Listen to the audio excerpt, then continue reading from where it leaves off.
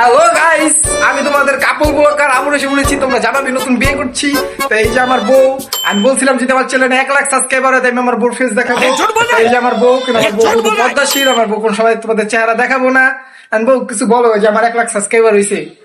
Hi guys, আজকে আমাদের 1 lakh subscriber ये सब क्या देखना पड़ रहा है। স্বামীকে জানাচ্ছি কন্ডম সিলেকশন।